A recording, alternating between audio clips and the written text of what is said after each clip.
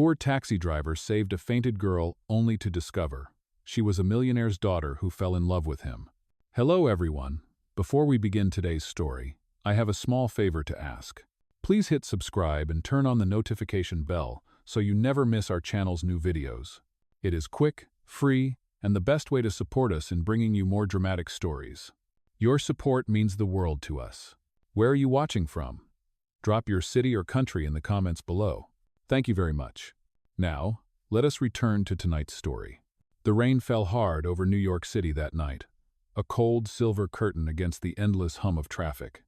The streets glistened under the yellow glow of streetlights. Inside a worn yellow taxi, the heater buzzed softly, barely keeping up with the chill. Behind the wheel sat Ethan Miles, a 32-year-old driver whose eyes had learned to read both the road and the stories written on every stranger's face. His hands were rough, his jacket faded, but there was kindness in his voice when he said, "Where to?" even when no one was there to answer. That night, near midnight, his radio crackled with static. Dispatch to all units. Emergency pickup. East 74th and Madison. Female. Unresponsive. Ethan frowned. That was the high-end district, where taxis were rarely called this late. Still, he turned the wheel and headed north. The windshield wipers fought the downpour as thunder rolled above the skyline. When he reached the corner, the street was empty except for a silver clutch lying in a puddle, and a young woman collapsed beside a parked car. Her dress shimmered under the rain, torn at the hem, her hair sticking to her face. Ethan slammed the door open and ran to her. "Miss, can you hear me?" No answer. Her pulse was faint, her skin icy. Without thinking, he lifted her into his arms. "Hang on," he muttered, placing her gently in the back seat. He grabbed a blanket from the trunk and wrapped it around her shoulders. "You will be all right, I promise." He started the engine, his heart pounding as the meter light blinked red. The hospitals nearby were private, places where people like him did not belong, but he did not hesitate. "Dispatch, I need medical assistance," he called into the radio. The reply was static and silence. Rain hammered the roof like fists. Ethan clenched the steering wheel and made a choice. "Fine, we will do this my way." He drove toward the small community clinic near Lexington, the only one that would treat anyone, rich or poor. At a red light, she stirred slightly, her hand trembling. "It is all right," he said softly. "You are safe now." Her lips moved, barely a whisper, something like a name, Clara. He looked at her for a brief moment through the mirror. The city's lights reflected off the window, painting her face in gold and shadow. She looked fragile, but there was something regal in the line of her jaw, something that did not belong to his world. As he pulled up to the clinic, the rain began to ease. He rushed out, shouting for help. 2 nurses ran over with a stretcher. Ethan stepped back, soaked to the bone, watching them wheel her inside. He had no idea that saving this stranger would change everything he thought he knew about fate, class, and love. That night, under the flickering streetlight, Ethan stood alone beside his taxi. The sound of the city faded behind him, leaving only the echo of her name. Clara. The morning light crept through the blinds of Ethan Miles's small apartment in Queens. The rain had stopped, leaving the air sharp and clean. His taxi was parked outside, its yellow paint dull from years of wear, the kind of car that carried 1,000 stories no one remembered. Ethan sat at the small table by the window, staring into his coffee. The events of the night before still clung to him like fog. He could not forget the face of the girl he had pulled from the rain, the faint whisper of her name, Clara. He had left her at the clinic, signed the papers under Good Samaritan, and driven home as dawn began to break. It was nearly 4 in the morning when he finally turned the key to his door. The city outside was quiet, too quiet, as if holding its breath. Now, sitting alone in the pale morning light, Ethan could not shake the feeling that something about that girl was different. There had been a softness in her face, even when unconscious, a kind of fragile grace that did not belong to the streets. He rubbed his hands over his face, sighed, and told himself to let it go. He had work to do. The rent was due, and the landlord was not the forgiving type. By 9 o'clock, Ethan was back behind the wheel. The radio hummed with morning chatter, traffic reports, and the dull rhythm of the city waking up. A new shift, a new set of faces, and maybe, if luck allowed, a few generous tips. Around noon, His phone buzzed with a number he did not recognize. He hesitated before answering. "Is this Mr. Miles?" a woman asked. Her voice was crisp and professional. "Yes, this is him." "This is Nurse Jenkins, from Lexington Community Clinic. I am calling regarding the young woman you brought in last night. She is stable now. She asked for your name." Ethan froze, his fingers tightening on the steering wheel. "Is she all right?" "She will be fine," the nurse said gently. "She was dehydrated and exhausted. We are still trying to reach her family, but she insisted we thank you." Ethan cleared his throat, unsure what to say.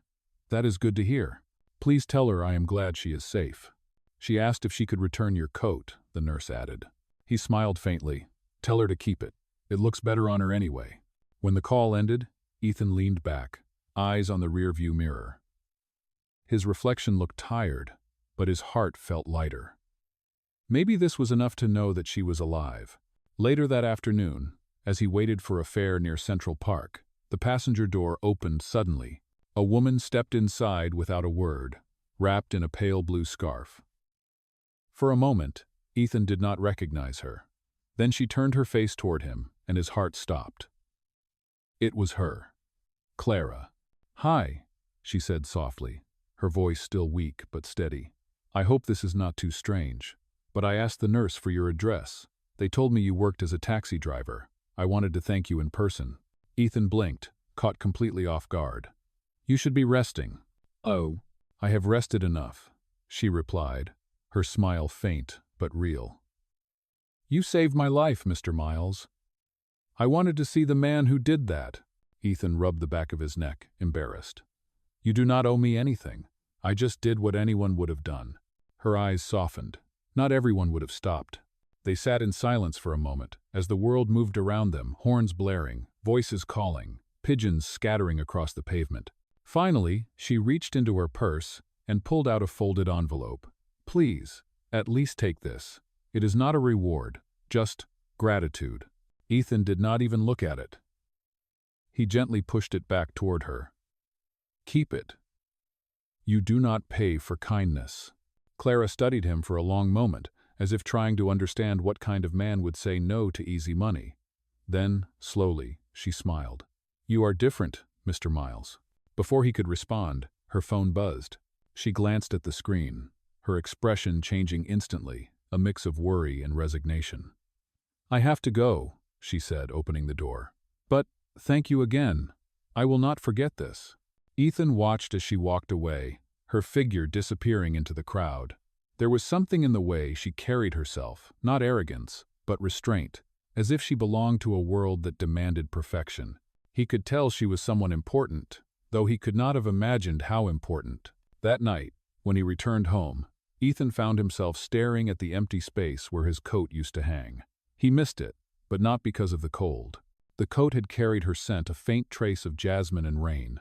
Across the city, in a glass tower overlooking the river, Clara sat in a quiet room, surrounded by silence and marble. Her father's assistant lectured her about safety, about image, about how people like that should not be trusted. She listened without a word, her mind elsewhere. While the city lights reflected off the window, she thought of the taxi driver who had carried her through the storm, who had refused her money with gentle conviction. For the first time in years, someone had treated her like a person, not a name. Down in Queens, Ethan looked out over the rooftops, his coffee growing cold. He had no way of knowing that the girl he saved was the only daughter of billionaire Charles Westwood, and that their paths were destined to cross again, not by accident, but by the quiet insistence of fate. The following morning unfolded with a gray sky hanging low over the city. Ethan Miles stepped out of his apartment, thermos of black coffee in hand, and pulled his jacket tight against the cold. The streets of Queens were already awake, filled with the clatter of delivery trucks and the echo of car horns. It was another day, another grind, and yet his thoughts drifted to the woman he had met by chance, Clara Westwood. He tried to push her from his mind, convincing himself that people like her belonged to a world completely separate from his. But as he drove through the morning rush, every passing flash of a silk scarf or reflection in a rainy window reminded him of her. There was something about that moment in the taxi, the way she had looked at him, not as a service worker but as a man who mattered. It was strange and unexpected, and it left a mark he could not shake. By mid-morning, traffic on Fifth Avenue had turned into a crawl. Ethan tapped the steering wheel absent-mindedly as the radio mumbled through static and news updates. Then a segment caught his ear. In other news, sources confirmed that heiress Clara Westwood, daughter of real estate mogul Charles Westwood, was briefly hospitalized last night after collapsing at a private charity event. Representatives say she has fully recovered. Ethan froze. His hand tightened on the wheel. Heiress, Westwood. The pieces clicked together in an instant. The woman he had carried through the storm, the one who had sat quietly in his taxi, had not just been anyone. She was the daughter of one of the most powerful men in the city. He exhaled slowly, feeling a strange mix of disbelief and distance settle over him. At a red light, he turned off the radio and sat in silence. Outside, the world kept moving: businessmen in coats, students rushing past puddles, a mother tugging her child across the crosswalk. For Ethan, everything suddenly felt smaller. He thought of her delicate hands holding the envelope he had refused, her calm voice saying, "You are different." Now he understood why she had looked at him that way, not as an equal, but as a mystery. That evening, after finishing his last ride, Ethan stopped at a small diner tucked between a laundromat and a bookstore. The same waitress who always worked the night shift poured him coffee without asking. "Long day?" she said. "Something like that," he replied. He took out his worn wallet and counted the crumpled bills inside. It was barely enough for rent and gas. His mother's medical debt still lingered in his thoughts, a shadow he could never quite outrun. Once, he had dreamed of finishing college, of designing things that would last. But life had its own plans.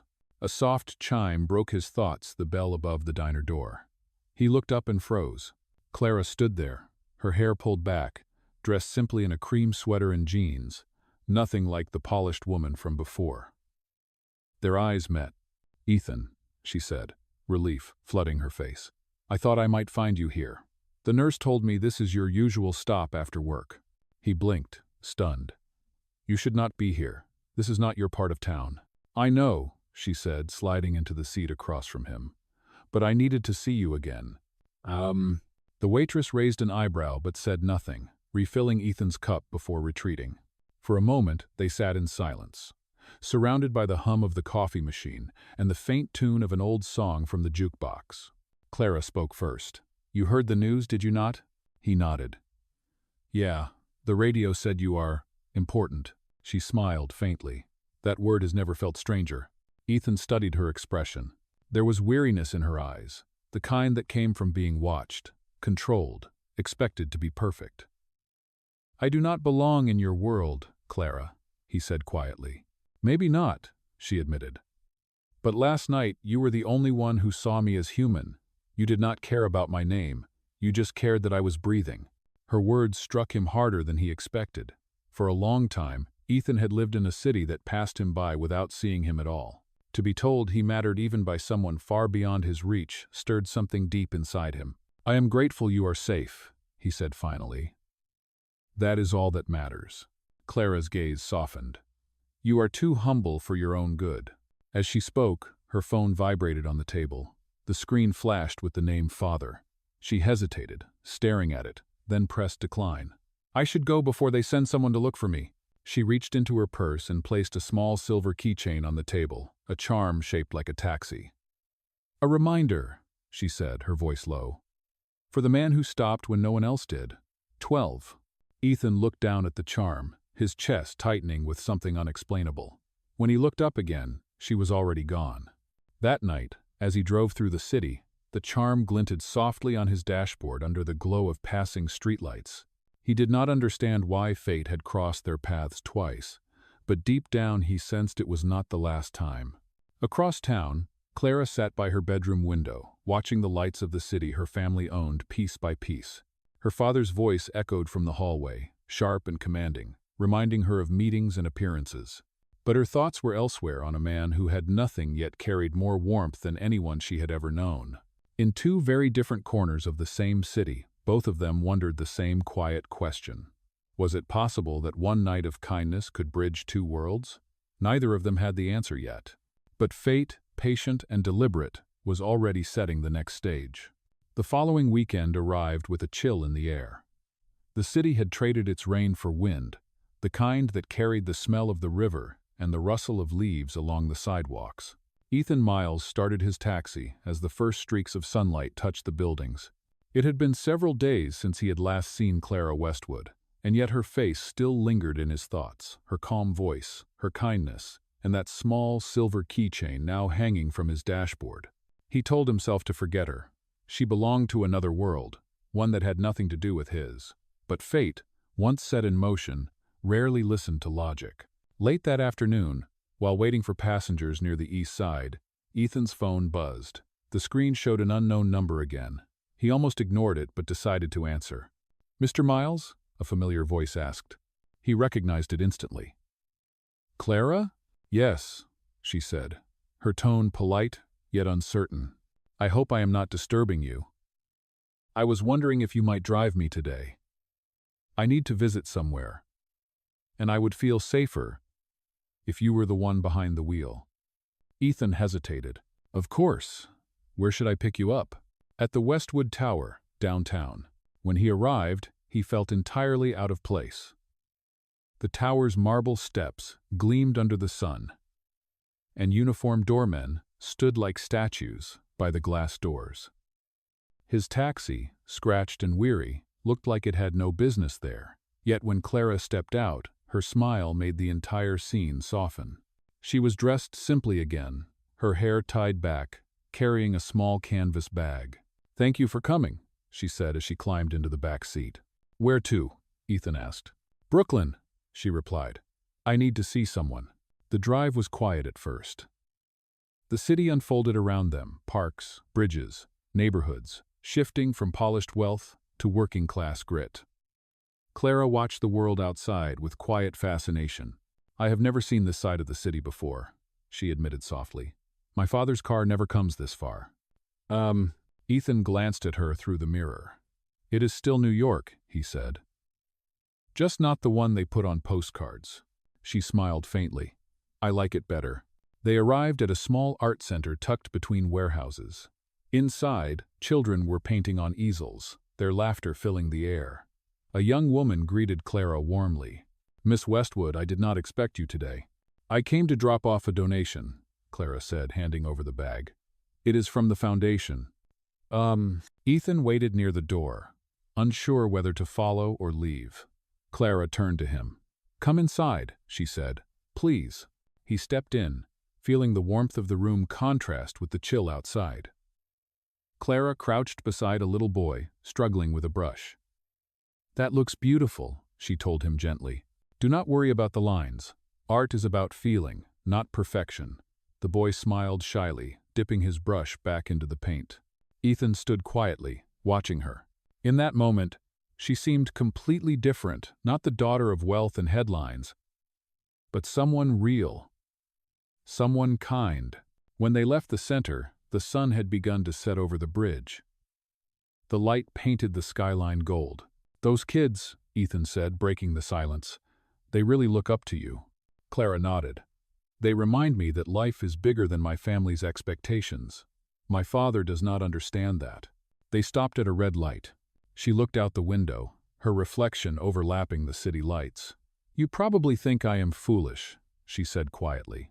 "I do not," Ethan replied. "I think you are brave."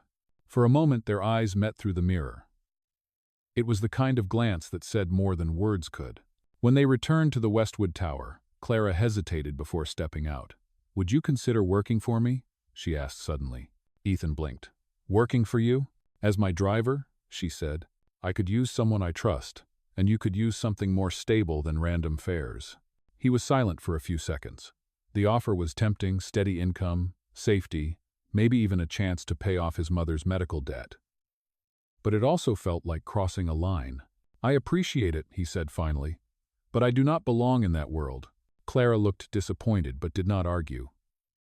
"If you ever change your mind, the offer stands," she said softly. As she walked inside, Ethan's heart felt heavier than before. He drove away slowly, the city lights reflecting on his windshield. He told himself it was better this way. She would return to her life, and he would return to his. But deep down, he knew something had already changed. Later that night, He parked his taxi under the Queensboro Bridge and leaned against the hood, watching the traffic stream by above. The silver taxi charm caught the glow of passing headlights, a small reminder of a connection that should not have existed but somehow did. Across the river, Clara stood by her window, staring at the skyline. Her father had called earlier, his voice sharp, his tone filled with irritation about her public appearances and improper company. She said nothing, simply listening until he hung up. In the silence that followed, she reached into her coat pocket and pulled out Ethan's business card. Her fingers brushed the paper gently, a faint smile touching her lips. Two people, separated by the city and circumstance, both looked toward the same horizon, unaware that their paths were already intertwined in ways neither could yet imagine. The night deepened, and fate waited quietly for its next move. A cold wind swept through Manhattan the next morning as the city pulsed back to life. Ethan Miles had barely slept. His shift had ended just before dawn, but even as he lay on his small bed in Queens, his thoughts refused to rest. Every time he closed his eyes, he saw Clara Westwood standing beside his taxi, her voice gentle, her eyes filled with something he could not name. He knew accepting her offer would make his life easier. A steady job, predictable hours, maybe even a chance to breathe again. But there was a weight to it, the unspoken line between their worlds. To work for her meant stepping into a place where he did not belong. He had spent his life keeping his head down, invisible. Crossing into her world meant being seen, and that terrified him. By late morning, he was back on the road. The air was bright but cold, sunlight bouncing off glass towers, as if the city itself was pretending to smile. Ethan stopped near a coffee stand and ordered his usual plain black, no sugar. As he waited, his phone buzzed again. Unknown number. He sighed, expecting another spam call, but when he answered, the voice made him freeze. "Mr. Miles? This is Richard Hale. I am Miss Westwood's personal assistant." Ethan straightened. "Yes, this is him. Miss Westwood insisted that I call you. She says her offer still stands. In fact, she would like to meet you at noon if possible." He looked at the time. It was already 11:30. Where? At the Westwood Foundation office on Fifth Avenue. Ethan hesitated for only a moment before answering. "Tell her I will be there." At 12 sharp, he parked outside the sleek glass building with Westwood Foundation, etched in gold letters across the front. Inside, everything gleamed, marble floors, silver railings, the scent of polished wood. He walked in, feeling out of place but determined. Clara met him in the lobby. She was dressed in a soft gray coat and boots, her hair loose around her shoulders. When she saw him, her face lit up. "You came," she said. "I said I would think about it," Ethan replied quietly. "I suppose this is me thinking out loud." They sat in a small cafe area near the window. Outside, the city moved like a river of motion and noise.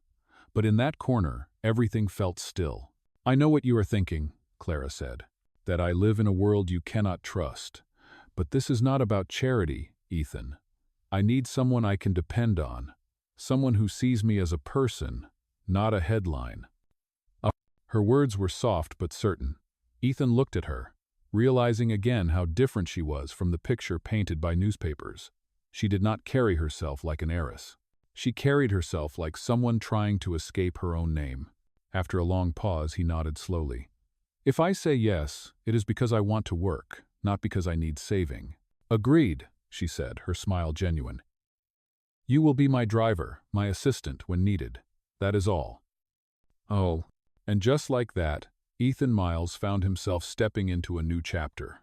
The next few days passed in a blur. He was given a company car, black, spotless, efficient.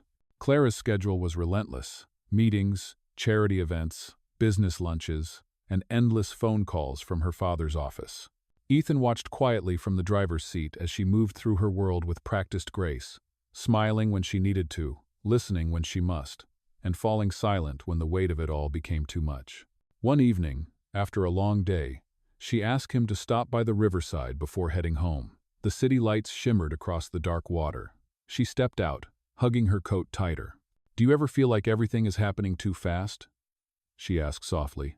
Ethan leaned against the car. "Every day." She turned toward him. "My father wants me to take over the foundation completely.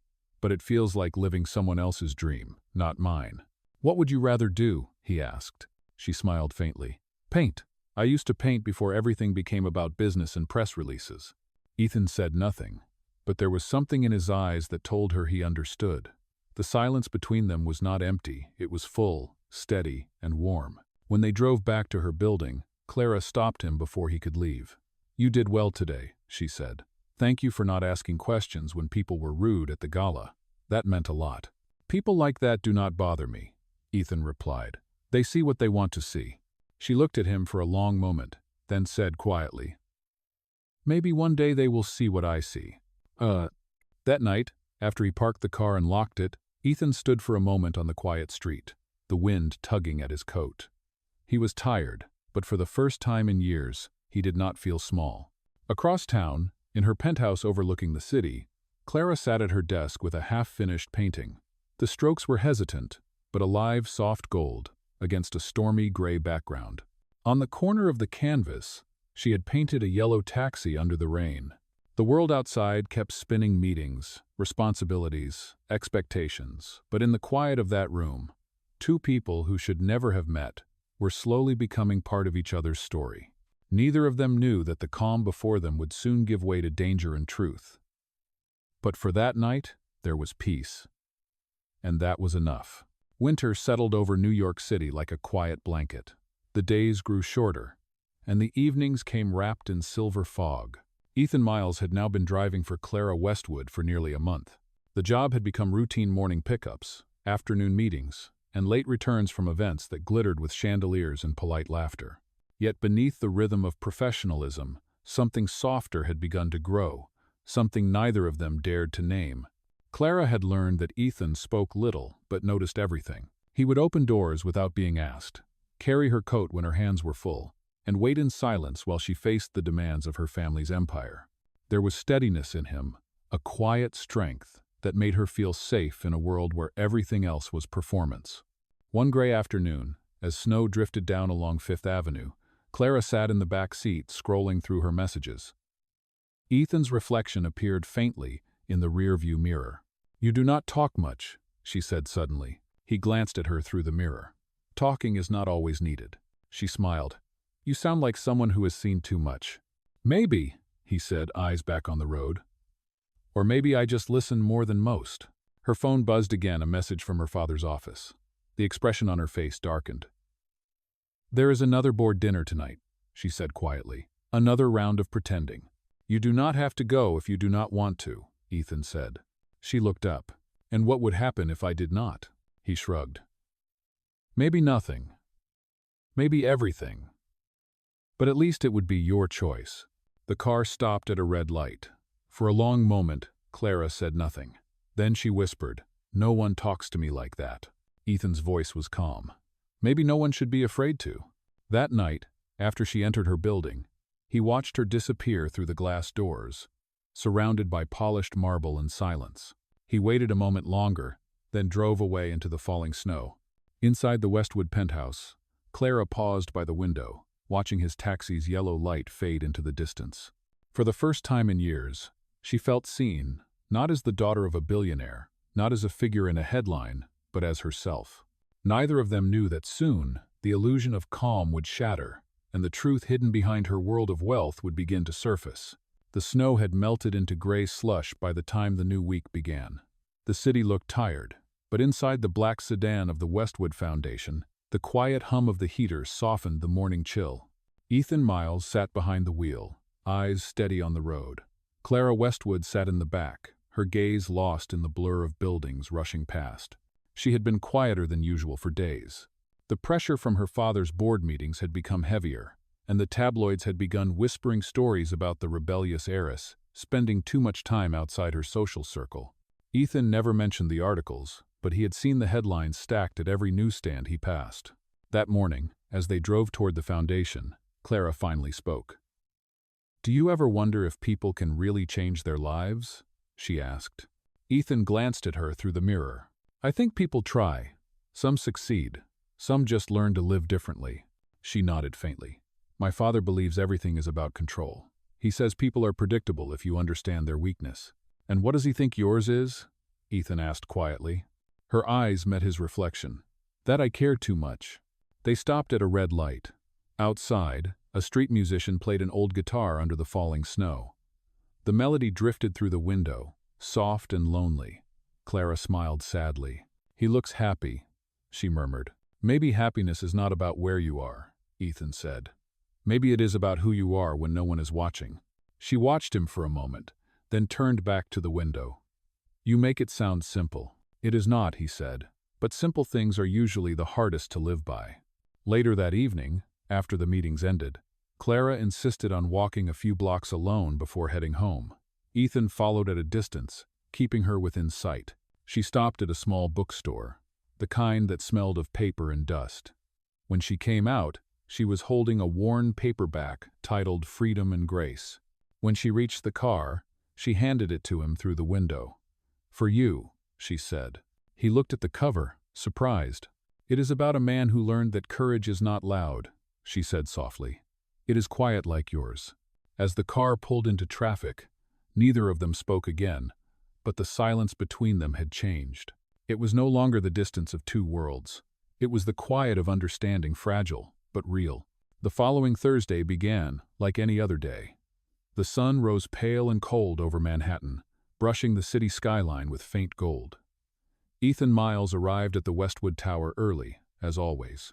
He parked the car near the main entrance and waited, hands resting on the steering wheel, the silver taxi charm glinting faintly in the morning light. The streets were just beginning to stir when the glass doors opened and Clara Westwood stepped outside. She was dressed in a long camel coat, her hair neatly pinned, but there was something different in her face, a quiet tension she could not quite hide. Ethan noticed it immediately. When she climbed into the car, he turned slightly in his seat. Rough morning? Clara gave a small smile that did not reach her eyes. You could say that. My father wants me to attend a meeting tonight with one of his investors. It is not about the foundation. It is business, which means I am there to smile and nod. Ethan nodded, starting the engine. You do not have to go if it makes you uncomfortable. She looked at him through the mirror. When your last name is Westwood, choice is something you learn to live without. They drove in silence for a while. Outside, the city moved in its usual rhythm: horns, footsteps, snippets of conversation carried by the wind. But the quiet inside the car felt heavy, almost fragile. Later that afternoon, Clara asked Ethan to take a detour before her next appointment. There is something I need to clear my head, she said. Let us drive without a destination for a while. Ethan said nothing, simply nodded and steered toward the highway that followed the East River. The skyline faded behind them, replaced by bridges, docks, and long stretches of gray water. After several minutes, Clara finally spoke. I sometimes wonder what life would look like if I were not born into this family, she said softly. Would I have been happier if I could just live quietly, work in a cafe, walk home without security, and not have my name in every article that talks about money? Ethan's hands tightened slightly on the wheel. Maybe happiness is not about how much you have, but how little you need to be at peace. She looked at him, studying his profile. You really believe that? I have to, he said. It is the only way people like me keep going. She turned back toward the window, the reflection of passing water shimmering across her face. People like you, she repeated softly. Maybe that is why I feel safe with you. You do not want anything from me. He did not respond, but the words stayed with him. When they returned to the city, the streets were crowded. Clara had one final event before evening, an art exhibit hosted by one of her father's partners. Ethan parked near the entrance and waited. The building was bright, laughter spilling out into the cold air. He could see her through the glass, smiling politely, shaking hands, playing the part expected of her. An hour passed, then two. Finally, she came out, her shoulders tense, her eyes glassy. She climbed into the back seat and sat quietly. Ethan did not need to ask what had happened. Do you ever feel like you are living someone else's life? She asked after a long pause. All the time, he said. But then something happens that reminds me who I am. She tilted her head. And what reminds you? He thought for a moment. Moments like this. Driving through the night, helping a stranger, watching the city lights. It reminds me that I am still part of something bigger, even if I am invisible to most people. Clara watched him through the mirror again, her expression unreadable. You are not invisible, Ethan. Not to me. Her words hung between them, delicate and dangerous. As they reached her building, Ethan stepped out to open the door for her. For a second, neither of them moved. The winter air wrapped around them, filled with the scent of snow and city smoke. "Thank you," she said quietly. "For today." He nodded. "Get some rest, Miss Westwood." She smiled faintly. "Clara," she corrected. "Just Clara." He froze, then nodded again. "Good night, Clara." When she disappeared inside, Ethan leaned against the car, staring at the empty entrance. Something inside him shifted, something he could no longer pretend was just respect or gratitude. Across the street, hidden behind tinted glass, another car idled with its engine running. Inside sat a man in a dark coat speaking softly into a phone. "Yes," the man said. "She left the gallery with him again." "No. She does not suspect anything yet." Back in the driver's seat, Ethan started the engine and drove away, unaware that their quiet friendship had drawn the wrong kind of attention. What had begun as a single act of kindness was slowly becoming a thread tangled in something far more dangerous than either of them realized. The following morning, a pale winter sun rose over the city, painting the glass towers in shades of gold and gray. Ethan Miles parked the black sedan in front of the Westwood Tower as usual, but something about the day felt off. The air was heavier, quieter, as if the city itself was holding a secret. He leaned against the car, watching people hurry by, each lost in their own world, unaware that his was slowly starting to change. Inside the tower, Clara Westwood sat in her father's office, her hands folded tightly in her lap. Charles Westwood was a man carved out of power, precise, commanding, and impossibly distant. He stood by the window, overlooking the skyline. "You have been making appearances in the wrong circles," he said coldly. "The board is not happy." Clara kept her voice steady. "If you mean the charity projects or the art programs, I will not apologize for them." Her father turned sharply. "I am not talking about your foundation. I am talking about the man who drives you.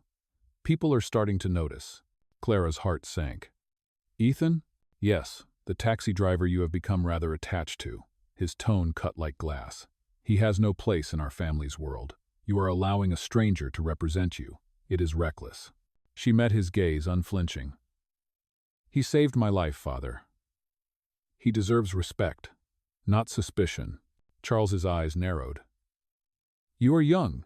You mistake gratitude for something else. I suggest you end this friendship before the press turns it into a scandal." When she left the office, her hands were trembling, but her mind was clear. She walked straight to the elevator and pressed the lobby button with determination. Ethan was waiting outside, leaning against the car. One look at her face told him everything. "Rough morning?" he asked quietly. She exhaled slowly. "My father knows about you." "Mary?" Ethan did not react, though his chest tightened. "That was bound to happen eventually. He told me to fire you," she said, "to make it clean." Ethan looked away toward the busy street. "And what do you want to do?" Clara hesitated. "I want to keep doing what feels right." He turned back to her, eyes calm but serious. "Then, you have your answer." They drove through the city in silence. Clara watched the blur of people and buildings passing by, her thoughts tangled between duty and truth. When they stopped at a traffic light, she finally spoke. "My father believes everyone has a price. He thinks kindness is weakness." Ethan shook his head. "Kindness is not weakness. It is a choice that takes strength." That evening, Clara attended another event at a downtown hotel. It was formal and crowded, the air filled with perfume and ambition. Ethan stood near the entrance as always, waiting patiently. Hours passed. When she finally emerged, the flash of cameras lit the night like lightning. Reporters shouted questions about her foundation, her family, and the mysterious driver who had become part of her daily life. Ethan moved quickly, shielding her from the flashes as they reached the car. "Are you all right?" She nodded, though her voice trembled. "They will twist everything." "They always do." He started the engine, his jaw tight. "Let them talk. You know the truth." "Oh." Back at the tower, Clara turned to him before stepping out. "Ethan, promise me something. If my father tries to make things difficult for you, just walk away. Do not fight him." He looked at her, eyes steady. "I have faced worse storms than this. I will be fine."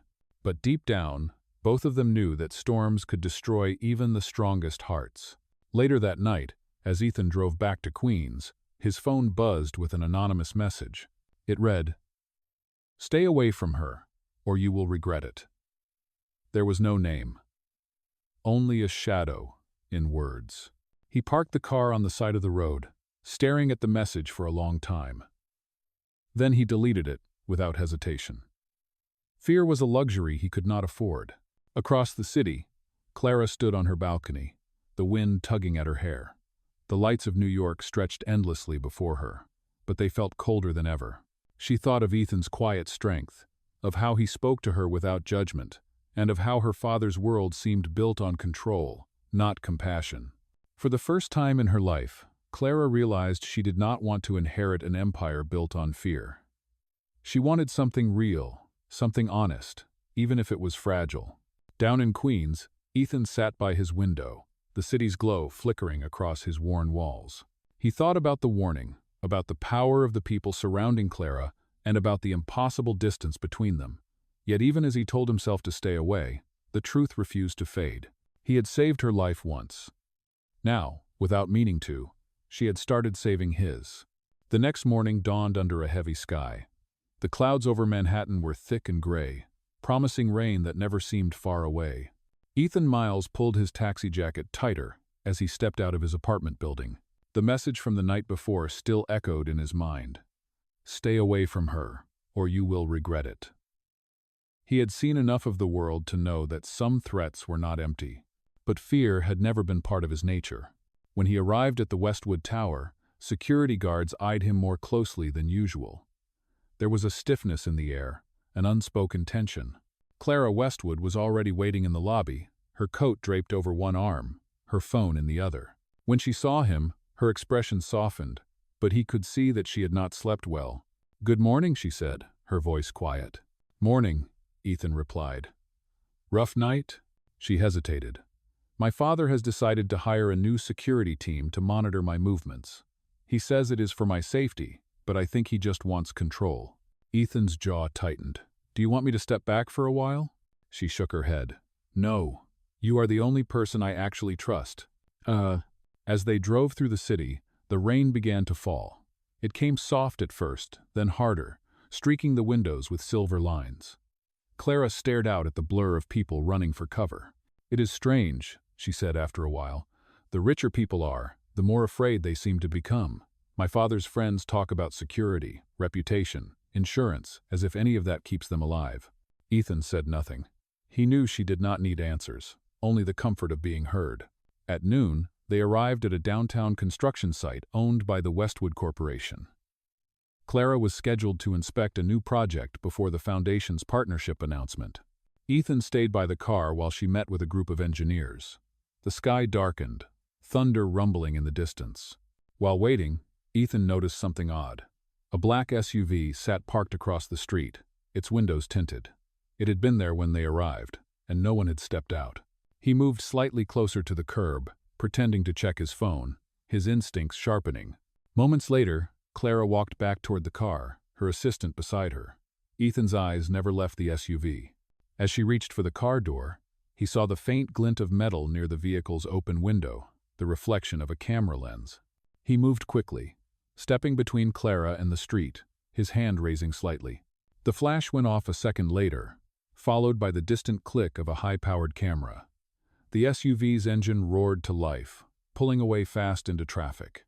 Clara flinched, startled. "What was that?" "Paparazzi," Ethan said, his tone low but firm. "Or someone pretending to be." She frowned. "It is getting worse.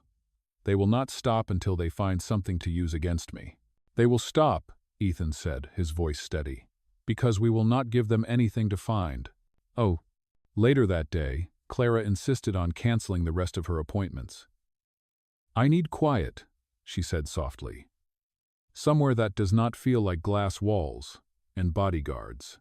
Ethan hesitated, then drove her to a quiet spot by the Hudson River. The wind off the water was sharp, carrying the faint scent of salt and city smoke. They stood side by side near the railing, watching the sun dip behind the skyline. "Thank you," she said, "for stepping in today." Anyone would have done the same, he replied. No, she said firmly. Not anyone.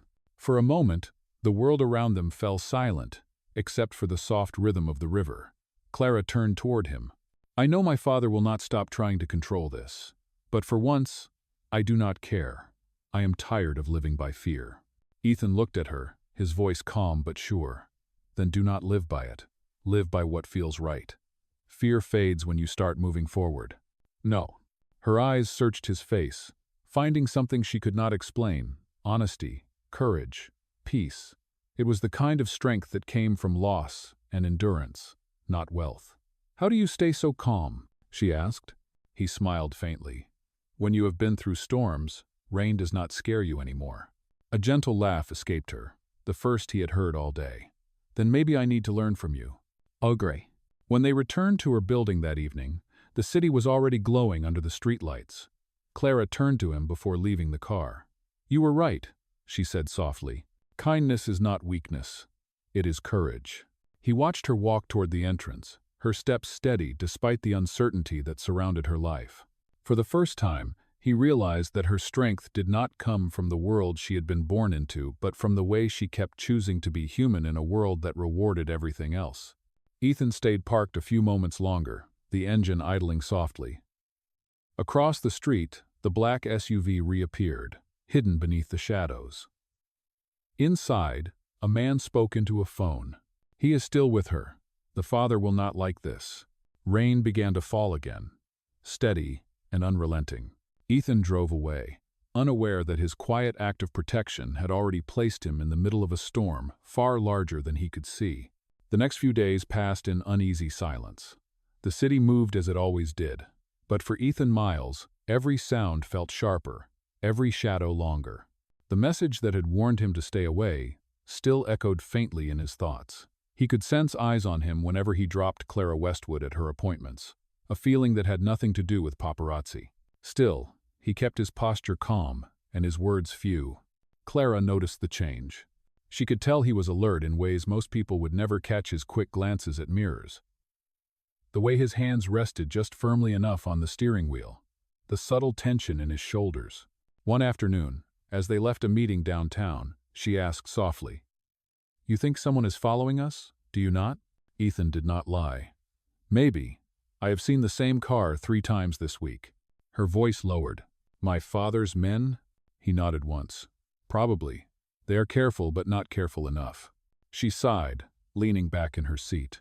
He must think I am incapable of making a single decision on my own. Ethan's tone stayed gentle. Parents protect what they fear losing. Clara looked at him through the reflection in the window. Or control it, so they do not have to face losing it. That evening, she asked him to take her somewhere quiet, not another restaurant or gala, but somewhere real.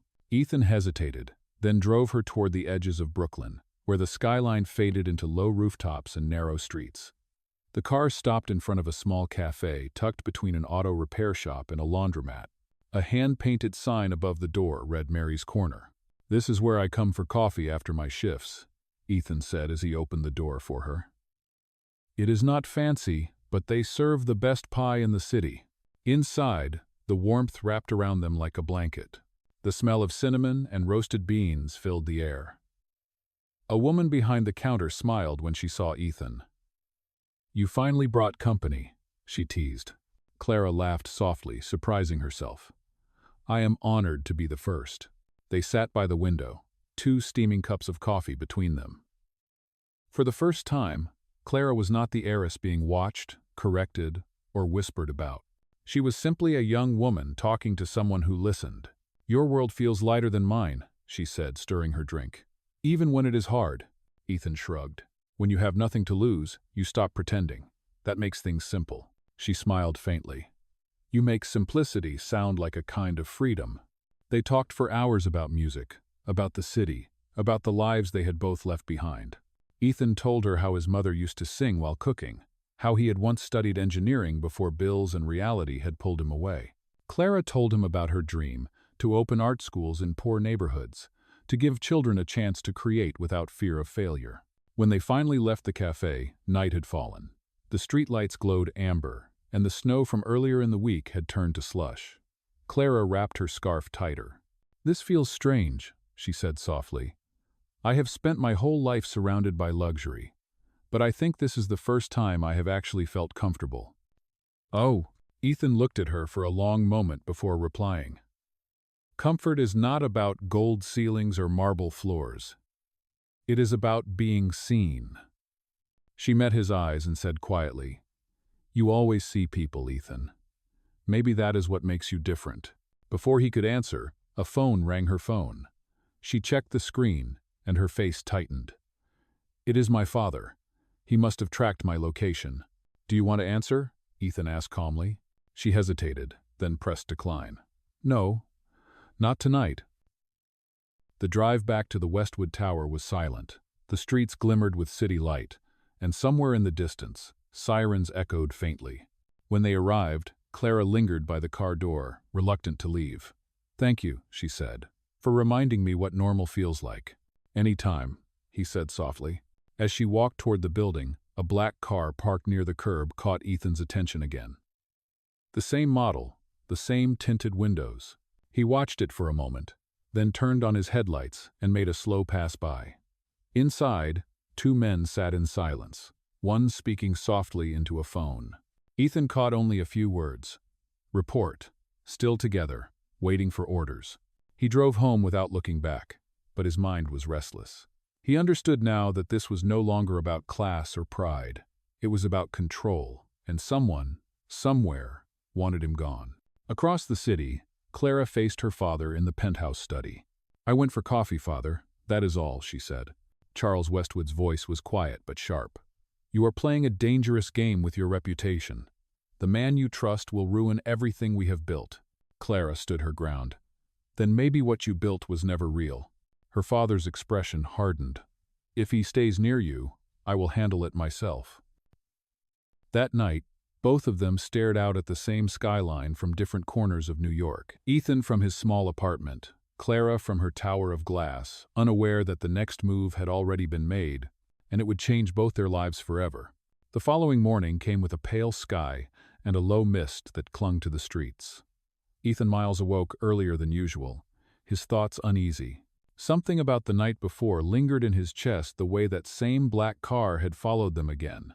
The tone in Clara's father's voice when she mentioned him, and the sharp instinct that whispered danger. He made his usual coffee, black and strong, but it did nothing to quiet his thoughts. By the time he reached the Westwood Tower, the city had begun to stir. Clara was already waiting in the lobby, dressed in a navy coat and gloves. Her face looked calm, but her eyes told a different story. "Morning," Ethan greeted, opening the car door for her. "Morning," she replied softly. As the car rolled into traffic, she added, "Father called me twice after midnight. He says he is worried about appearances." Ethan glanced at her through the mirror. "Appearances or control?" "Both," she said quietly. "He never separates the two." They drove toward the Foundation headquarters, the rhythm of the city pulsing around them. For a while, neither spoke, but as they stopped at a light near Lexington Avenue, Clara's phone buzzed again.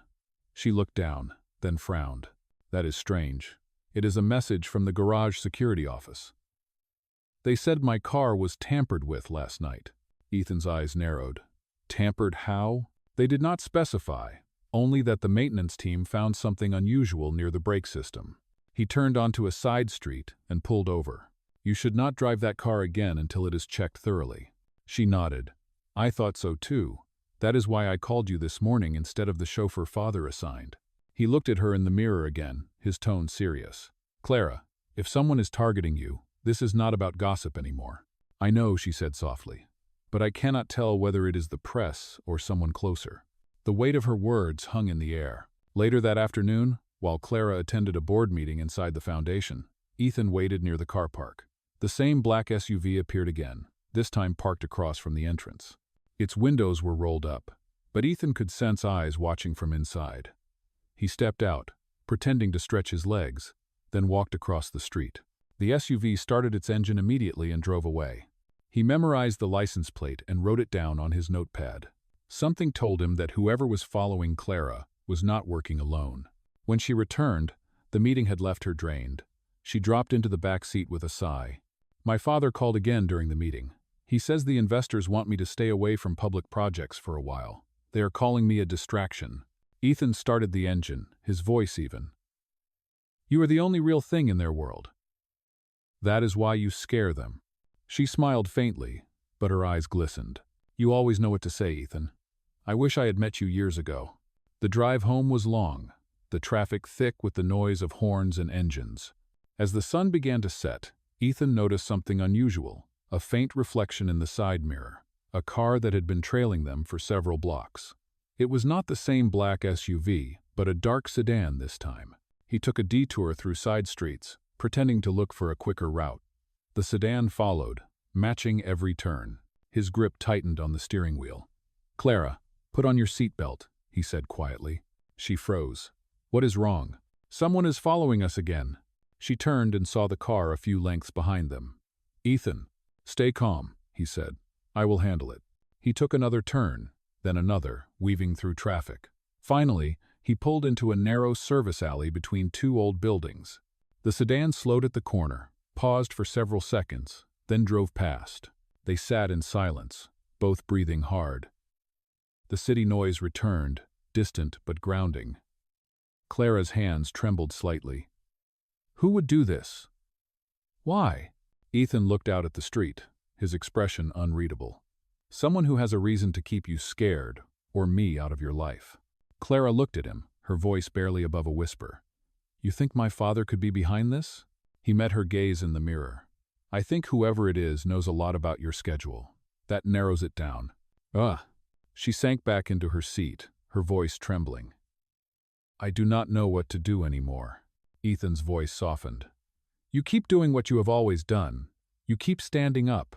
When they finally arrived at her building, Clara lingered before stepping out. Thank you for today, she said. For not letting fear win. Ethan gave a small nod. Fear only wins if we let it. As she disappeared inside, he waited a few minutes before driving off. The street was quiet again, but his instincts told him the danger had only begun.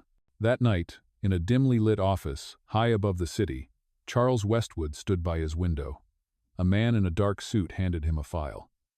The driver has been asking questions, the man said. Do you want us to stop him? Charles's face remained cold, unreadable. Not yet. Let him dig. Sometimes people destroy themselves when they search too deeply. Outside, the rain began again, washing the city in silver.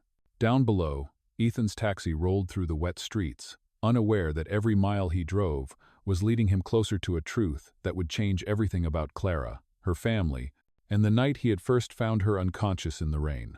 The next day began with a muted sunrise, the kind that struggled to break through a layer of low clouds. Ethan Miles parked the car in front of the Westwood Tower and waited, the steady hum of the engine the only sound. He had barely slept, his mind still replaying the events of the previous night, the tailing car, the fear in Clara's voice, and the quiet certainty that someone powerful wanted to keep them apart. When Clara stepped outside, she looked paler than usual. Her hair was pulled back neatly, but there were faint shadows under her eyes. She offered a tired smile as she opened the door. Good morning. Morning, Ethan replied. You did not sleep, did you? Not much, she admitted. Every noise in the hallway made me jump.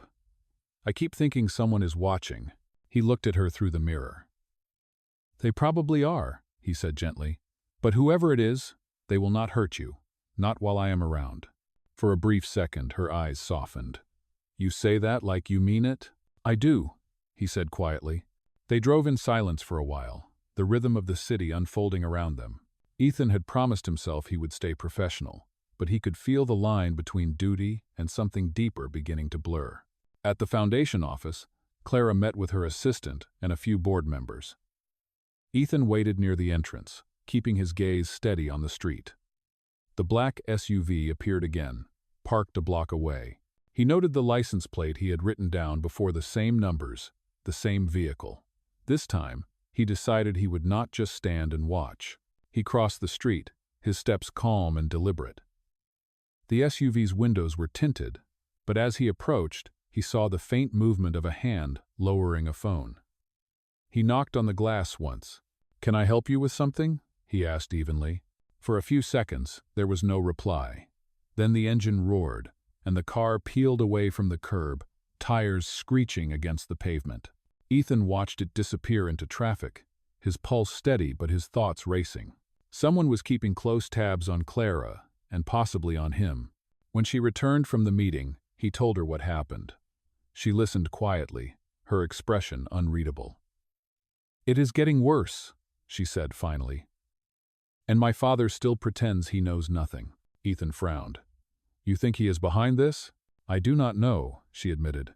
"But he has always been the kind of man who gets what he wants. If he thinks you are a threat, he will not hesitate to act." Oh. That evening, she asked Ethan to take her somewhere private, somewhere without cameras or eyes. He drove her to the edge of the city, to a quiet pier that overlooked the Hudson River. The water shimmered under the setting sun, and the wind carried the faint scent of salt and steel. They stood side by side, leaning against the railing. The city lights were beginning to glow behind them. Clara broke the silence first. "Do you ever wonder why people with everything still end up miserable?" Ethan looked out at the water. "Because everything is never enough if it is built on fear." She turned to him.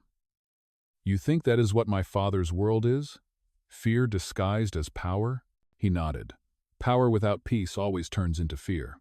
Her eyes searched his face, thoughtful and uncertain. "You really see things differently." "Maybe because I had to," he said. "When life forces you to start over, you learn what actually matters." A gust of wind swept through, brushing her hair against her face. She tucked it behind her ear and asked softly, "What did you lose, Ethan?" He hesitated. "My mother, years ago. She was sick, and I could not afford the care she needed. I worked 3 jobs, but it was not enough. That is why I drive now. It pays the bills and keeps me moving. Staying still hurts too much." Clara's expression softened with quiet empathy. "I am sorry," she whispered. He smiled faintly. "Do not be. She taught me something before she passed, that kindness is the only thing that survives people. Everything else fades." For a long moment neither spoke. The city hummed softly in the distance, and the river moved with slow grace. Then Clara said something he did not expect.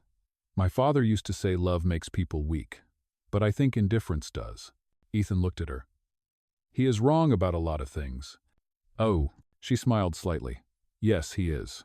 They stood there until the first drops of rain began to fall. Clara did not move right away. "If my father really is behind all this, he will come after you next," she said quietly. "Let him," Ethan replied. "I am not the kind of man who runs." When he drove her home that night, she lingered before stepping out of the car. "Ethan," she said softly, "promise me something. If this gets dangerous, you will walk away." He met her eyes in the mirror. "I cannot promise that." She gave a sad smile. "I did not think you could." As she disappeared into the lobby, Ethan's phone buzzed. An unknown number again. The message read, "You were warned. Do not make us remind you." He stared at it, then turned off his phone. Across the street, the same black SUV waited under a flickering streetlight, its headlights dim but watching. Inside a penthouse high above, Charles Westwood poured a glass of whiskey and looked out at the glowing city. "If the driver wants to play hero," he said to the man in the dark suit beside him, "let us see how far his courage goes when the truth finally reaches him." Outside, the rain fell harder, drowning the sound of the city but not the storm that was coming for them both. The next morning came cold and gray, the kind of morning that wrapped the city in silence before the rush began. Ethan Miles stood by his taxi in the small parking lot behind his apartment building, his breath forming faint clouds in the air. He checked his phone again, still no messages from Clara. It had been almost 12 hours since he last saw her, and something in his gut told him that silence was not accidental. He tried to shake the unease as he drove toward the Westwood Tower. The streets were wet from the night's rain, the pavement glistening under the weak morning light. When he reached the tower, the guards at the gate stopped him. Their tone was polite but firm. "Miss Westwood will not need your services today," one of them said. Ethan frowned. "Did she say that herself?" It came directly from Mr. Westwood's office. A quiet dread settled in his chest. He nodded, backing the car away slowly. He parked across the street, watching the building. Something about it felt wrong, too still, too guarded. Meanwhile, inside the penthouse, Clara stood facing her father across his polished desk. The morning light filtered through the tall windows, but the air in the room was cold. "This ends today," Charles Westwood said, his voice measured but final. "The driver is no longer in your employment." Clara's eyes flashed. "You cannot decide that for me." "I already have," he replied, sliding a document across the desk. "You have meetings to attend, appearances to keep. I will not allow a scandal because of your misplaced trust." She pushed the paper back toward him. "You are not protecting me, Father. You are protecting your image." Charles's expression hardened. "I built everything you have. You would do well to remember that before you throw it away over a man who drives for a living." Clara stood her ground. "He is more honest than anyone in this building." Before he could respond, she turned and walked out. Her heart pounded as she stepped into the elevator, but her mind was clear. She needed to find Ethan before her father's control tightened any further. Outside, Ethan's phone vibrated an unknown number again. He hesitated before answering. "Mr. Miles?" a calm voice said. "This is Richard Hale, Mr. Westwood's assistant. Mr. Westwood would like to meet with you this afternoon regarding your employment. He says it is important." Ethan paused. "Where?" "At the Westwood corporate office on Madison Avenue. 3 o'clock. He knew better than to walk into anything arranged by the man who had been trying to keep him away from Clara, but he also knew that refusing might make things worse for her. "I will be there," he said. The hours crawled by until 3 o'clock. When Ethan entered the office, the receptionist guided him to a glass-walled conference room. Charles Westwood was already waiting, hands clasped behind his back, his expression unreadable. "Mr. Miles," Charles began, "you have been quite visible lately. My daughter speaks highly of you, which is precisely the problem." Ethan remained calm. "With respect, sir, the only problem I see is that someone keeps following her. That is what I have been dealing with." Charles's lips curved slightly. "You misunderstand. The people following her work for me. I need to know who is close to my daughter, and why." Ethan's jaw tightened. "Then you already know the answer. I work for her. I protect her when you do not." Charles stepped closer. "You think this is noble, but you are naive. People like us do not live by sentiment. My daughter's life is planned down to the minute. I will not have her reputation dragged through the mud by a man who mistakes gratitude for affection." Ethan met his eyes evenly. "I am not afraid of your threats, Mr. Westwood, but if you truly care about your daughter, maybe you should start acting like it." For a moment, neither spoke. Then Charles's expression cooled to stone. "You are dismissed, permanently. Take this as your final warning. Stay away from her." Ethan turned and walked out without another word. The door closed behind him with a quiet click that felt louder than thunder. Outside, he stood for a long time on the sidewalk, the wind biting at his face. He knew Charles Westwood's warning was not just a matter of pride, it was a threat. But he also knew walking away was no longer an option. Clara's safety, her freedom, were now tied to his choices. That evening, Clara called him from a different number. Her voice was shaking. "Ethan, they have locked my phone and taken my driver's credentials. My father says you have been terminated. Are you all right?" "I am fine," he said, "but you need to be careful. Someone tampered with your car before. If he is willing to do that, he is willing to do worse." Her breath caught. "I will not let him control me anymore." "Then you have to be smart," he said calmly. "Meet me tomorrow morning, somewhere public. We will figure this out." She agreed, whispering, "Tomorrow, 9 o'clock, the cafe near the park." As the call ended, Ethan looked out at the rain starting to fall again. Every drop seemed to echo with warning. Up in his penthouse, Charles Westwood poured another drink, watching the skyline from behind the glass. "He will not listen," he said to the man in the dark suit beside him. The man nodded. "Then perhaps it is time we make sure he does." And as the thunder rolled above the city, the invisible line between protection and danger vanished completely, leaving only the storm that waited for them both. The following morning arrived gray and heavy with mist, the kind that made the whole city feel half awake. Ethan Miles sat in his car outside the small cafe near Central Park, the engine humming quietly as he watched people hurry past under umbrellas. He checked his watch, 8:58. Clara had said she would meet him at 9 o'clock.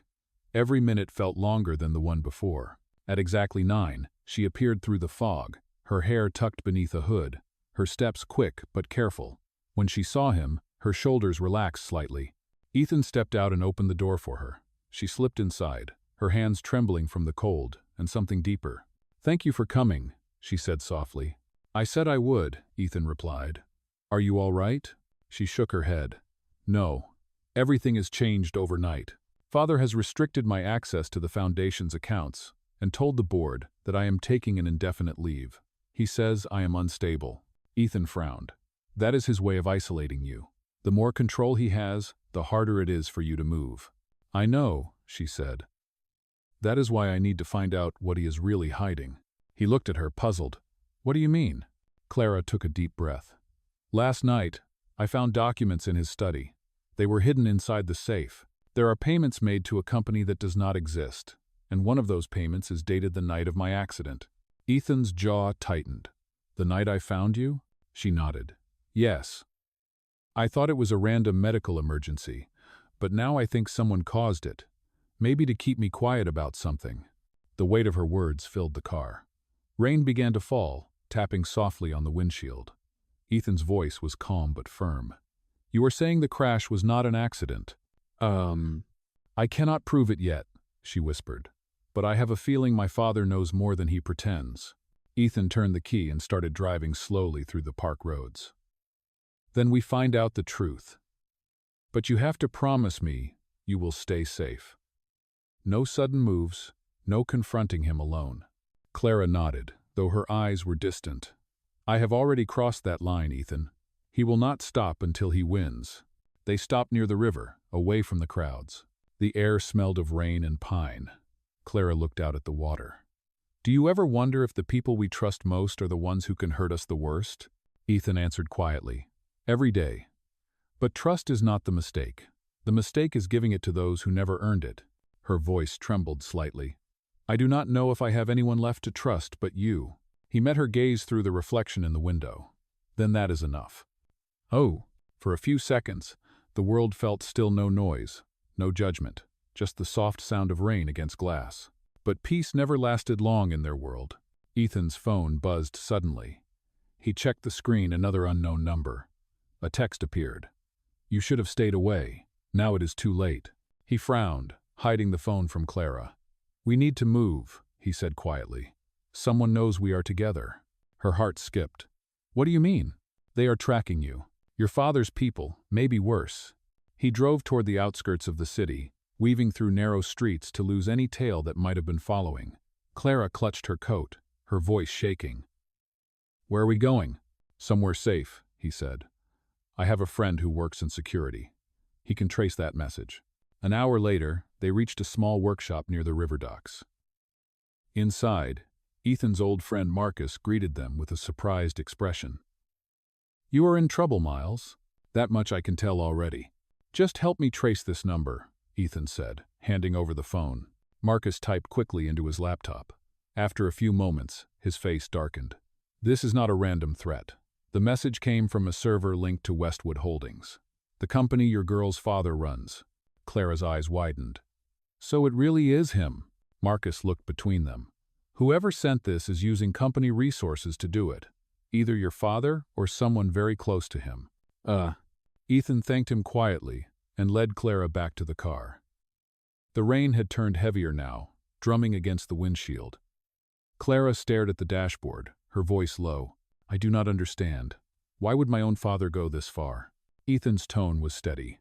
"Because he thinks control equals love. People like him believe fear keeps order." She shook her head, tears glistening in her eyes. "Then he has never known what love is." He reached over, his hand brushing hers for the briefest moment.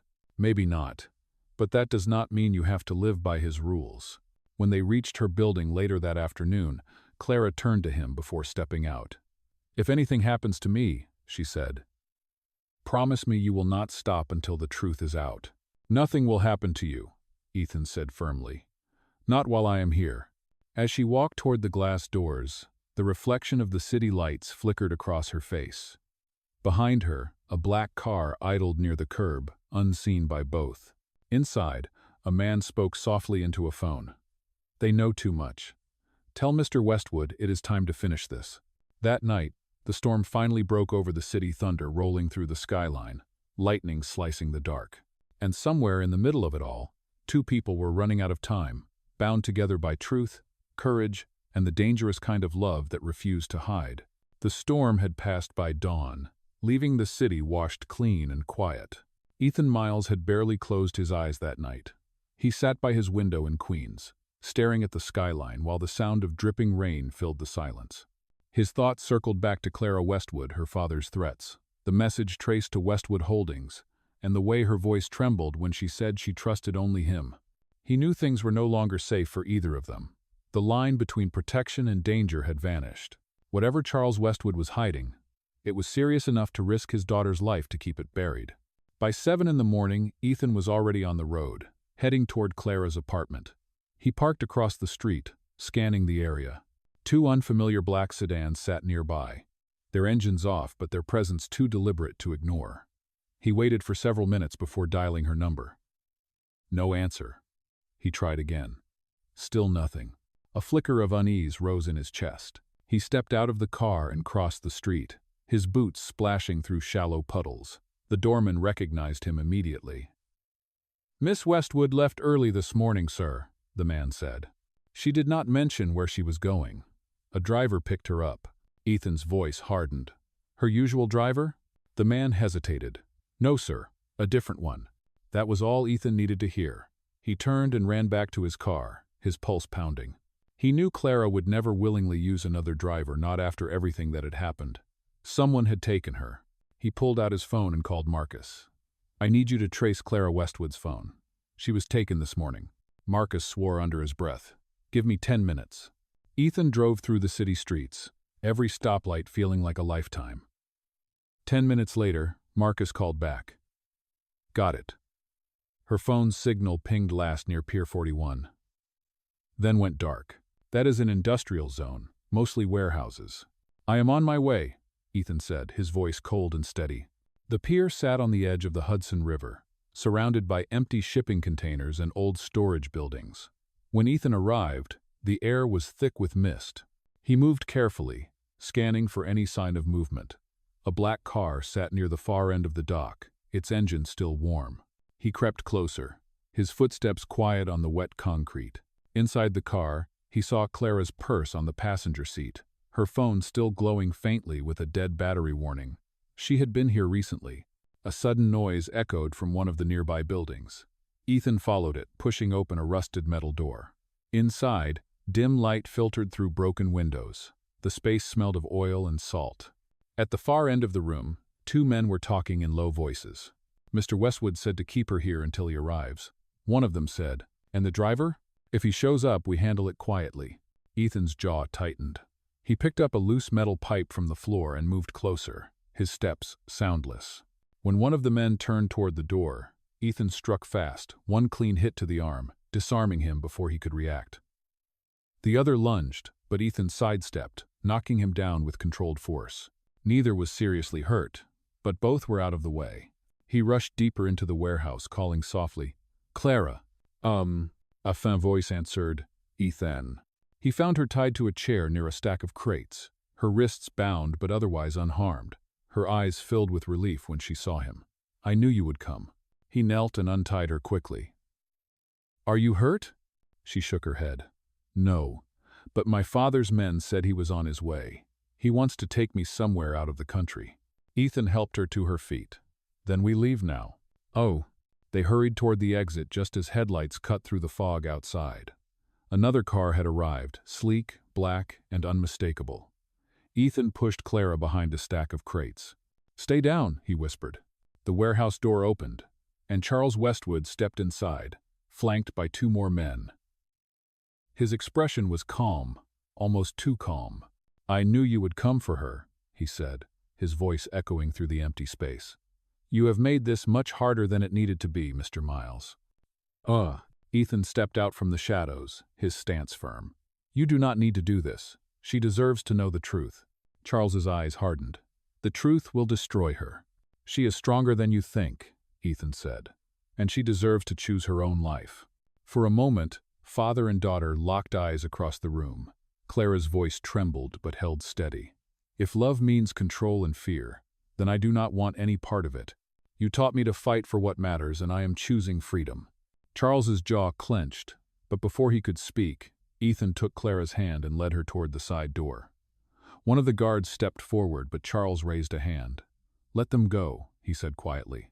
For now, Ethan and Clara slipped into the fog, the sound of the river rushing beside them. They ran until the warehouse lights disappeared behind the mist. When they finally stopped, both were out of breath. Clara looked up at him, tears mixing with the rain. "You could have left, Ethan. You could have saved yourself." He shook his head. "I told you before, fear only wins if we let it." In that quiet moment by the river, the city lights glimmered faintly through the fog, fragile, distant, and real. Neither of them knew what would come next, but for the first time, the fear had broken.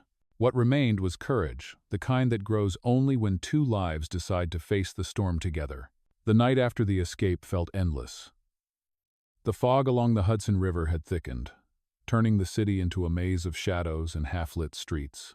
Ethan Miles drove through the quiet back roads, his hands steady on the wheel, while Clara Westwood sat beside him, her coat wrapped tightly around her shoulders.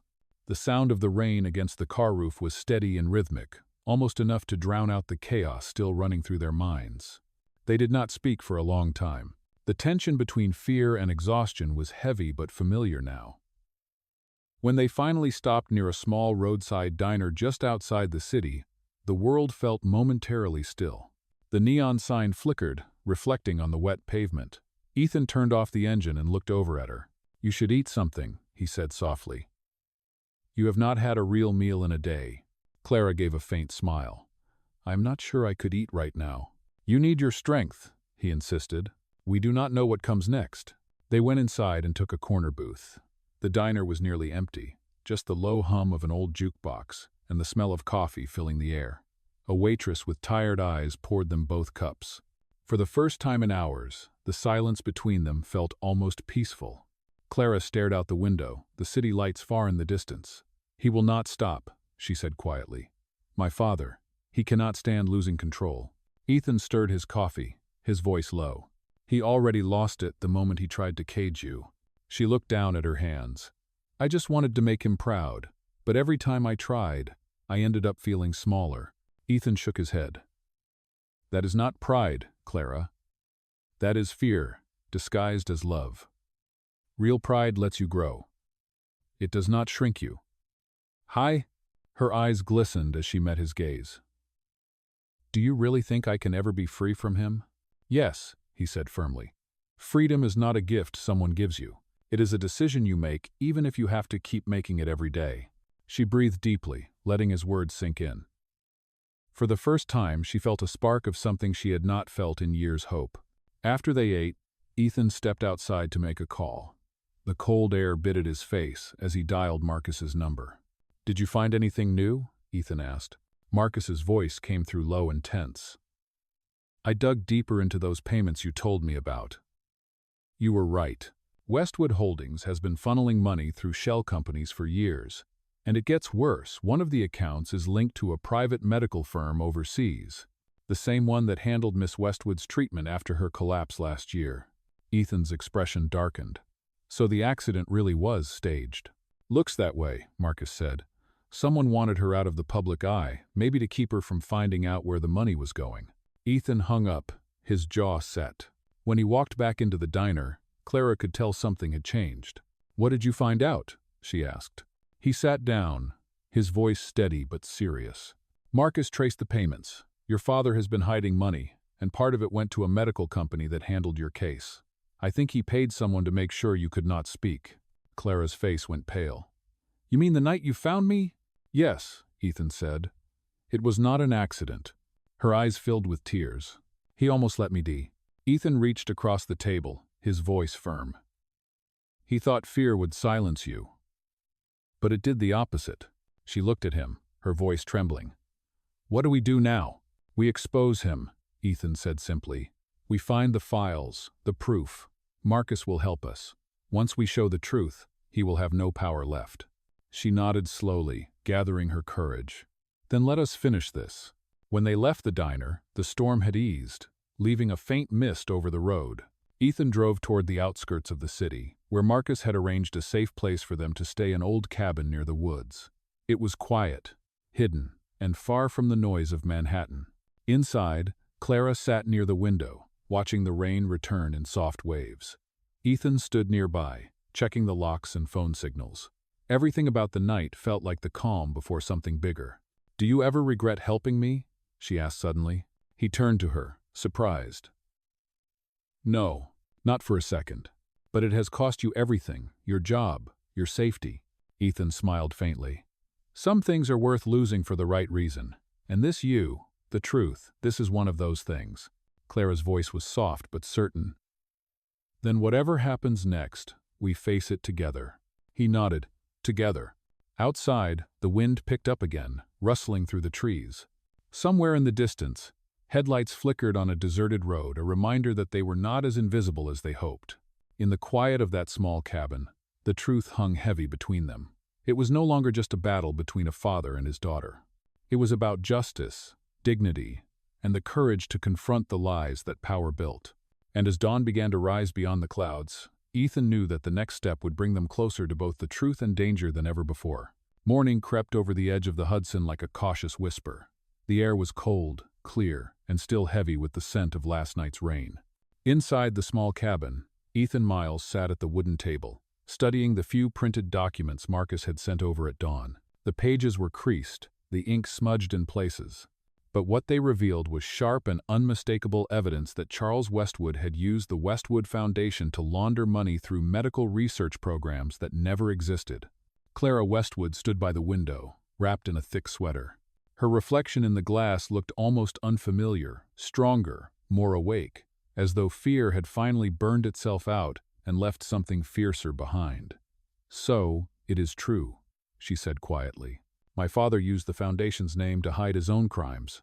Ethan looked up, his eyes steady. "It is worse than that. Some of those payments went to offshore accounts in your name. If this ever went public without context, they would make it look like you were part of it." Clara's voice trembled slightly. "He planned for that too, a way to ruin me if I ever turned against him." Ethan nodded. "He does not fight people with fists. He fights with power and reputation." For a long moment, neither spoke. Outside, the wind rattled the branches, a reminder that the world beyond the woods was still moving, still waiting. Clara turned from the window and faced him. "We need to show this to someone who can make it matter." "I already called Marcus," Ethan said. "He has a contact in the media, someone who has covered Westwood's company before. If we can get these files to her, it will be out of his control." Clara hesitated. "My father will try to stop it. He always does." Ethan met her gaze. "Then we stop running." By mid-morning, they were back on the road, the old sedan humming through long stretches of highway. The city skyline loomed faintly ahead, wrapped in fog. Clara watched the road quietly, her hands folded in her lap. "Do you think there is any part of him that regrets what he has done?" she asked softly. Ethan's voice was calm but certain. "People like your father only regret being caught. But maybe, deep down, he is afraid of losing what he built, not the money, but the image." She looked down. "Then that is all he ever truly loved, the image of being untouchable." The drive took hours. When they finally reached the outskirts of Manhattan, Marcus called. "The journalist is ready to meet," he said. "Her name is Laura Denton. She has worked with whistleblowers before. But listen carefully, do not go to her office. She wants to meet in a public place, just in case your father's men are watching." "Where?" Ethan asked. "Grand Central Terminal, 1 o'clock, North Concourse, near the old clock." Ethan glanced at the time. "We will be there." The station was alive with noise and movement, trains roaring, voices echoing, the constant rhythm of footsteps. It was the perfect place to disappear in plain sight. Clara wore a dark coat and scarf, her hair tucked beneath a cap. Ethan walked beside her, the folder of documents hidden beneath his jacket. At exactly 1 o'clock, a woman approached them, early 40s, sharp eyes, calm presence. "Laura Denton," she said quietly. "You must be Ethan and Clara." Ethan nodded. "We have what you need." She glanced around, then guided them to a quieter corner. "Give me a summary. Fast." Ethan handed her the folder. These files connect Charles Westwood to a network of shell companies. He has been moving money through the foundation under false research claims. Some of the accounts are in his daughter's name. Laura flipped through the pages quickly, her brow furrowing. If this is real, it is enough to start an investigation. But once this goes public, there is no turning back. Clara's voice was steady. I am done hiding. He destroyed everything my mother built the foundation to stand for. The world deserves to know. Laura studied her for a long moment, then nodded. You are brave. I will get this verified. But you need to disappear for a few days. Once this hits, he will come for both of you. As they left the station, Ethan felt the weight of what they had just done settle over him, heavy but right. The truth was no longer a secret buried in a folder. It was alive, moving, inevitable. But as they reached the street, he noticed something that made his pulse quicken. A black SUV parked across the intersection, its engine idling. It was the same model he had seen too many times before. He placed a hand on Clara's arm. We need to move. Now. She followed his gaze, her expression tightening. He already knows. They turned down a side street, weaving through the crowd. The rain had started again, slicking the pavement with silver. Ethan led her through an alley and into the subway entrance, the sound of trains thundering below. They boarded a nearly empty train just as it began to move. Clara exhaled shakily, gripping the metal pole for balance. We did it, she said. The truth is out there now. Ethan nodded, his eyes scanning the car. We did, but until it reaches the public, we are still in the dark. As the train sped through the tunnels, the lights flickered briefly, a pulse of shadow and motion. Clara leaned her head against the window, exhaustion finally catching up with her. Ethan watched over her, every muscle tense, knowing the hardest part was still ahead. Somewhere above them, in a penthouse filled with glass and silence, Charles Westwood stood alone, staring at a news alert flashing across his phone, the first whisper of the story beginning to spread. For the first time, his hands trembled. And outside, the city that had once bowed to his name began to turn its gaze toward the truth. The next 24 hours unfolded like a storm that refused to rest. By dawn, the first headlines began to appear across major networks and financial news outlets. Westwood Foundation under investigation for financial misconduct. The story spread faster than even Ethan Miles or Clara Westwood could have imagined. In her small hotel room near the edge of the city, Clara sat at the window, watching the streets come alive with flashes of blue and red from news vans. Her phone vibrated non-stop with messages she refused to answer. Some were from reporters, others from unknown numbers. But one stood out, the message from her father's private number. We need to talk. Alone.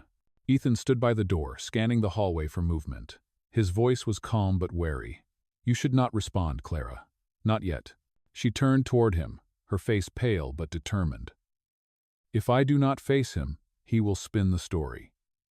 He will twist it until people believe I betrayed him for fame. He already lost control, Ethan said. He cannot twist what is in front of the world. Her eyes softened. But he is still my father. I cannot just vanish and pretend I do not care. Ethan hesitated, then nodded slowly. If you are going to meet him, you are not going alone. Clara smiled faintly. I knew you would say that. By noon, they were on the road again, heading toward the Westwood family estate just outside the city, a sprawling mansion surrounded by iron gates and manicured gardens. The air grew heavier the closer they got, thick with memory and power. As they reached the front gates, a security guard stopped them. Miss Westwood, your father is expecting you, the man said, though his tone carried unease. Ethan noticed the man avoided meeting his eyes. Inside, the mansion felt different than Clara remembered. The silence was cold, and the air carried the faint scent of expensive wood polish and tension. Her father was waiting in the study, standing beside the same window where he had once lectured her about responsibility and image. Clara, Charles Westwood said, his voice low but steady, you have done something very foolish. She met his gaze without flinching. No, father. I did something right. He turned, his expression unreadable. You think destroying everything I built makes you right? You have dragged our name through the mud. Clara's tone sharpened. You did that yourself. You used the foundation to hide your greed. You made me part of it without even telling me. For a moment, Charles's mask slipped. You do not understand how the world works. Power is not a sin, weakness is. Then I would rather be weak, Clara said. At least I can live with myself. Ethan stood quietly near the doorway, watching the exchange unfold. Charles turned toward him, his eyes narrowing. You should have stayed in your lane, Mr. Miles. Men like you do not win when you challenge men like me. Ethan's voice was calm but unwavering. Maybe not, but I do not measure winning in money or fear. Charles exhaled slowly, regaining his composure. You think this ends with one news story? You are naive. I can bury this, and both of you, before sunset. Clara stepped forward. You cannot bury the truth anymore. Every document, every account, it is already in the hands of people who will not be silenced. This time, you do not control the narrative. A flicker of something anger, or perhaps fear, crossed Charles's face. You think the world cares about truth? They care about headlines. And soon, this will be yesterday's news. Ethan shook his head. Maybe, but by then, you will already be facing charges. Before Charles could respond, the sound of distant sirens echoed through the estate grounds. The color drained from his face. Within minutes, black sedans bearing the Department of Financial Crimes insignia pulled into the driveway. Charles turned toward his daughter, his voice trembling for the first time. You called them. Clara's voice was quiet but firm. No, father, the truth did. Agents entered the study, presenting a warrant. Charles Westwood tried to stand tall, but his hands trembled slightly as they placed him under arrest. Cameras flashed from outside as the world that once bowed before him finally looked down. When the door closed behind the agents, Clara stood still, her breath unsteady. Ethan stepped closer. It is over, he said softly. She shook her head. No, it is just beginning. The foundation has to be rebuilt the right way. My mother's way. Ethan nodded. Then you rebuild it. You do what he never could lead without fear. She looked up at him, eyes shining. I could not have done this without you. He smiled faintly. You did it yourself. I just drove. Outside, the sky began to clear. The first streaks of sunlight broke through the clouds, landing across the garden like a promise. Reporters shouted questions from beyond the gates, but Clara ignored them. As they walked toward the car, she turned once more toward the mansion. The place that had once defined her now felt like a relic, a monument to everything she would no longer be. Ethan opened the car door, his voice steady. Where to now? Clara smiled through the exhaustion. To the foundation. There is work to do. As they drove away, the city skyline shimmered in the distance. The world was changing loud, uncertain, and new, but for the first time, neither of them were running. They were moving forward, side by side, toward something built not on power, but on truth. And though the story of the Westwoods had been written in wealth, it would now be remembered for something far greater: the courage of a daughter who refused to live in her father's shadow, and the quiet strength of the man who helped her step into the light. The days that followed Charles Westwood's arrest moved both quickly and slowly, as if time itself was uncertain how to process everything that had changed. The world that had once bowed to his wealth and power now whispered his name with disbelief. News anchors debated his legacy on every channel, business analysts dissected his empire, and journalists poured through the evidence that Clara Westwood had helped uncover. For the first time in years, the Westwood Foundation was not a symbol of prestige or perfection. It was a story of truth, accountability, and transformation. Clara spent most of those first few days inside the glass office her mother once used, overlooking the river. The desk still bore her mother's initials carved discreetly into the wood. She ran her fingers across them, feeling a connection that words could not express. Ethan Miles stood nearby, helping sort through boxes of files, years of projects that needed review, donations that needed verification, and names that needed clearing. The air smelled faintly of old paper and coffee, but beneath it all was the quiet rhythm of rebuilding. You do not have to stay here all day, she said softly, glancing at him from behind a stack of folders. Ethan smiled faintly. You say that every morning, and I ignore you every time. She looked up, her expression somewhere between gratitude and exhaustion. You have done enough already, Ethan. He shook his head. Not until this place is standing on its own again. Your mother built this foundation to help people who did not have voices. That is worth finishing. Clara smiled for the first time that day. She would have liked you. Maybe, he said with a shrug. Or maybe she would have told me to stop driving her daughter into danger. Clara laughed softly. That sounds more like her. Outside, spring was beginning to thaw the city. The snow had melted from the sidewalks, replaced by puddles and soft light reflecting off the river. The air was still crisp, but it carried the promise of renewal. By the end of the week, the foundation released an official statement. Clara signed it herself. It was simple, direct, and honest. The Westwood Foundation acknowledges past mismanagement and misuse of funds under prior leadership.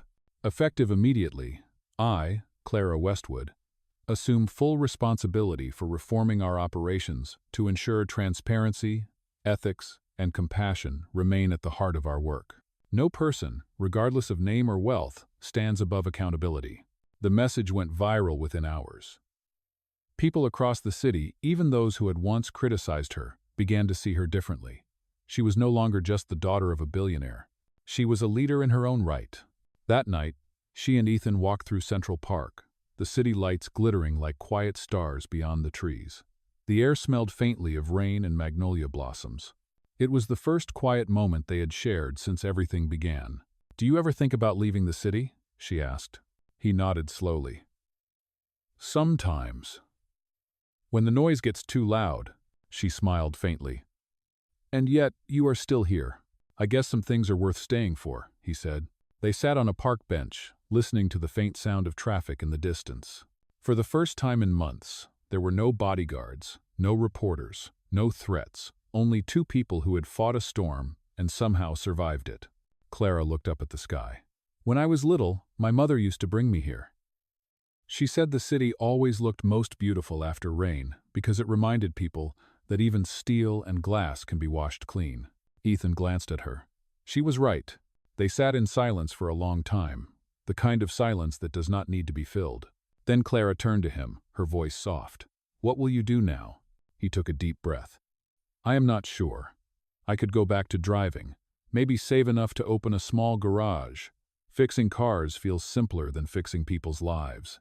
Clara smiled gently. "You have done more for people than you realize." He looked at her, his eyes steady. "And you have done more than your father ever did with all his power." Her gaze softened. "I could use someone like you at the foundation.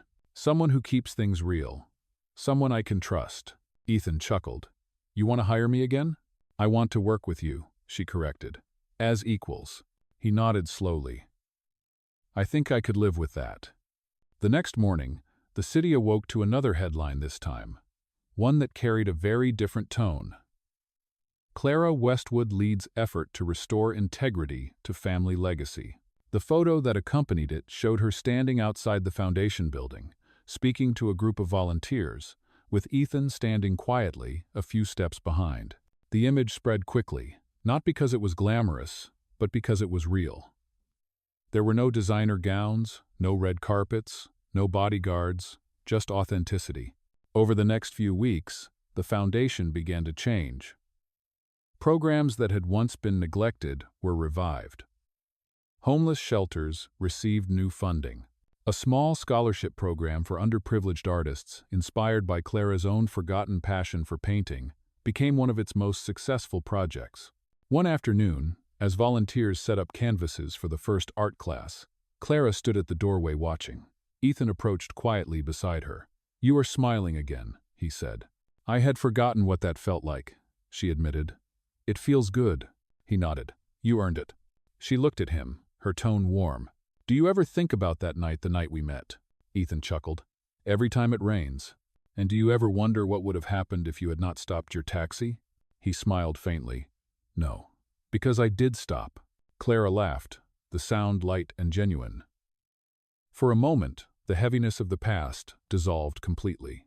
That evening, as the sun dipped low behind the skyline, they stood on the rooftop terrace of the foundation. The sky burned gold and rose above the city, and the river reflected every color like a living mirror. Clara turned to Ethan, her voice quiet but full of certainty. "I used to think happiness meant having everything. Now I know it means having peace." He nodded.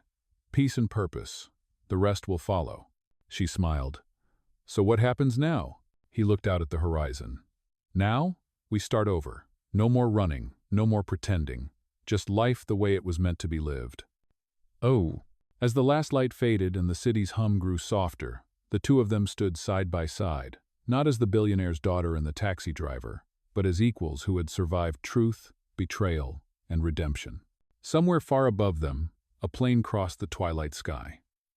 Somewhere far below, a street musician began to play a slow, hopeful tune. And for the first time in a very long time, both of them felt the same quiet certainty that sometimes love does not arrive wrapped in luxury or perfection. Sometimes it finds you in the rain, tests you in the dark, and stays with you when the light returns. Ethan Miles glanced at Clara, her hair catching the golden glow of the setting Sunday. "You know," he said softly, "your mother was right about the city." Clara smiled, following his gaze over the glittering skyline. "It really does shine after the rain." And as the world moved on around them, busy, bright, and alive, their story finally found its peace.